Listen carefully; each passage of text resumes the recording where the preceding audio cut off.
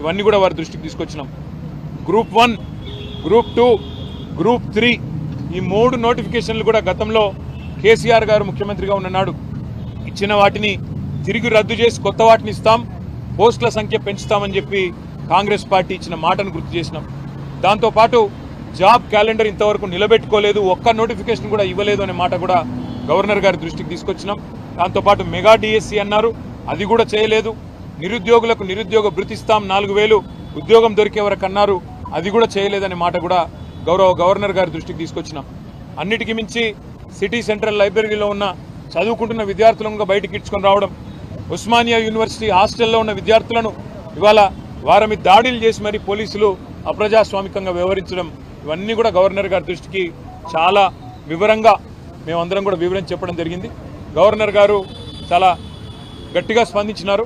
Home సెక్రటరీని నేను పిలుచుకుంటాను, తప్పకుండా అన్ని వివరాలు అడుగుతాను, విద్యార్థుల మీద ఈ రకంగా జరగడం మంచిది కాదు అని కూడా వారు అన్నారు.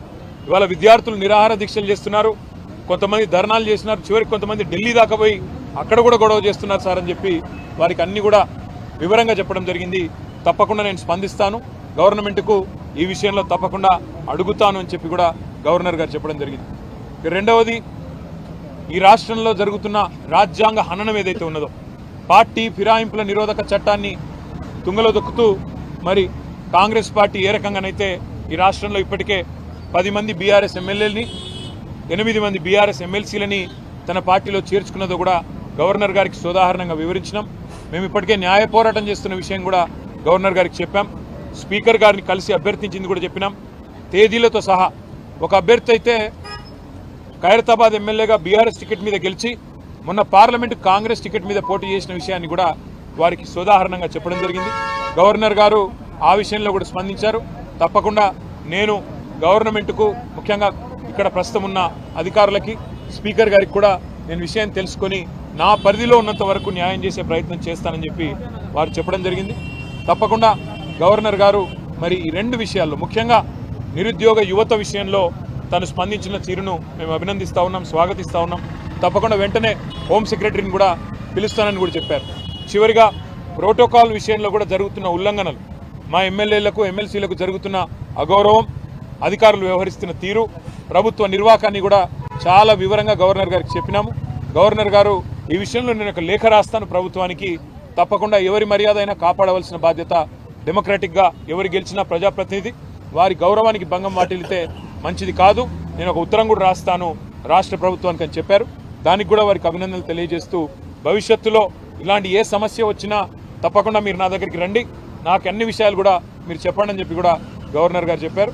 కేవలం గవర్నర్ గారితోనే ఆగకుండా భారతదేశంలో ఉండే రాజ్యాంగబద్ధమైన పదవుల్లో ఉండే పెద్దలందరూ ఎవరెవరైతే ఉన్నారో వారిని అందరినీ కూడా కలుస్తాం. కాంగ్రెస్ పార్టీ చేస్తున్న నిర్వాకం, ఒకవైపు రాజ్యాంగం పట్టుకొని రాజ్యాంగాన్ని రక్షిస్తున్నట్టు పోజులు కొడుతూ, మరొక వైపు రాజ్యాంగాన్ని తుంగలో దొక్కుతున్న వైనం ఏదైతుందో, ఇవన్నీ కూడా అటు అవసరమైతే రాష్ట్రపతి దాకా కూడా పోతాము, వారికి కూడా వివరించి చెప్తాం.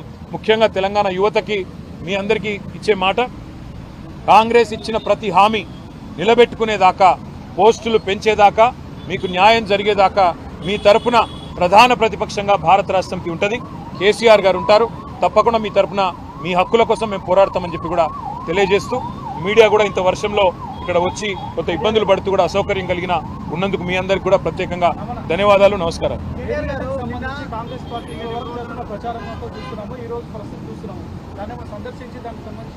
తప్పకుండా ఆలోచన చేస్తూ ఉన్నాము.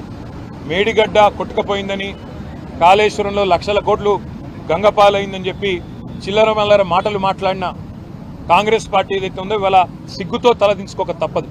మేము మొదటి నుంచి చెప్పింది ఒకటే, అక్కడ జరిగింది చిన్న విషయం తప్ప పెద్దదేం కాదని చెప్పినాం. అన్నట్టుగానే కొన్ని రోజుల్లోనే రిపేర్లు పూర్తి చేసినారు. ఈరోజు ఒక వరదలాగా నీళ్ళు వస్తూ ఉంటే కూడా ప్రాణహితలో గోదావరిలో తట్టుకొని ఇవాళ మేడిగడ్డ నిలబడ్డమే కాళేశ్వరం ప్రాజెక్టు యొక్క గొప్పతనానికి సాక్ష్యం అని చెప్పక తప్పదు. తప్పకుండా తొందరలో సందర్శిస్తాం, ప్రజలకు కూడా ఆ విజువల్స్ తీసుకొచ్చి ప్రజలకు కూడా వివరంగా చెప్తాము. తప్పకుండా వాటిని మీ ద్వారా కూడా ప్రజలకు చూపెడతామని చెప్పి కూడా తెలియజేస్తాము.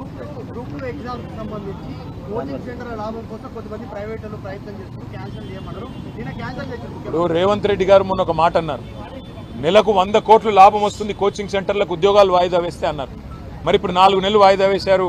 మరి 400 కోట్లు ఆయన చెప్పిన ప్రకారం 400 కోట్లు మరి లాభం వచ్చింది అనుకుందాం. మరి అందులో ఏమైనా వాటాలు ముట్టినాయేమో కాంగ్రెస్ పార్టీకి ఆయనే చెప్పాలి. Thank you.